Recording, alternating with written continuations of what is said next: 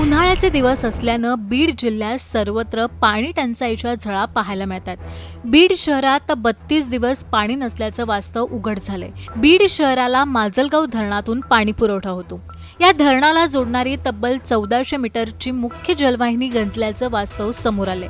त्यामुळे बीड शहराला पाणी पुरवठा 32 दिवसांपासून खंडित झालाय. या गंजलेल्या जलवाहिनीची आमदार संदीप क्षीरसागर यांनी पाहणी केली आहे. क्षीरसागर यांनी नेमकं काय म्हटलंय पाहूयात. स्कूटी बचाल थे इसलिए इसकी मोटर लिंक कोटिंग ये जो लंबा चेन है उसकी वजह है कि जितने भी उपाय योजना इसको एक्सप्रेस कार से लेट लिया है, ईट को फिल्टर प्लांट में एक्सप्रेस कार से लेट लिया है, पूरी उपाय योजना का जिसका 330 का ट्रांसफर जला। अब ये इतनी नेग्लिजेंसी है, इतना बहुत विषय हो। अब हमने आने के बाद ये बिठाए ये 720 750 मीटर। बीड शहराच्या लोकांना फक्त या 24 दिवसात नाही तर गेल्या 3-4 महिन्यापासून किंवा 6 महिन्यापासून 20 दिवसाच्या वर पाणी येते. पण त्याची टेक्निकल अडचण आम्ही काढलेली आहे. सलीम भाई आमदार असताना जी बॅकवॉटरची योजना झाली होती म्हणून त्यांचं पूर्णपणे माहिती घेऊन मग लाईटचा विषय असेल, लिकेजचा विषय असेल, हे आपण काढलेलं. आपली थकबाकी ही नक्की आहे.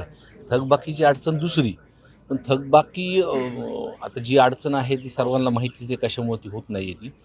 पण तरीसुद्धा एक उपाययोजना करून आम्ही काही असं लिकेजचं किंवा लाईटचं विषय केलेला आहे की त्याच्यामध्ये आठवड्याला आपल्याला पाणी येऊन जाईल.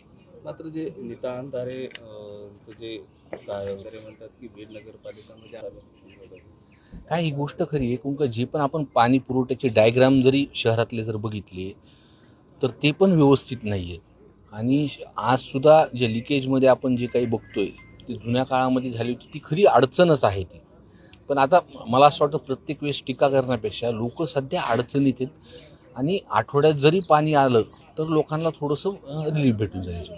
आता कधी पाणी मिळेल, लोक असुसलेले आहेत ते थेंबर पाण्याचं. उद्या टेस्टिंग होणार आहे. आपण सर्वजण तिथं कनेक्शनच्या तिथं होतं, ती पाईपचं कनेक्शन आम्ही जोडलेलं आहे.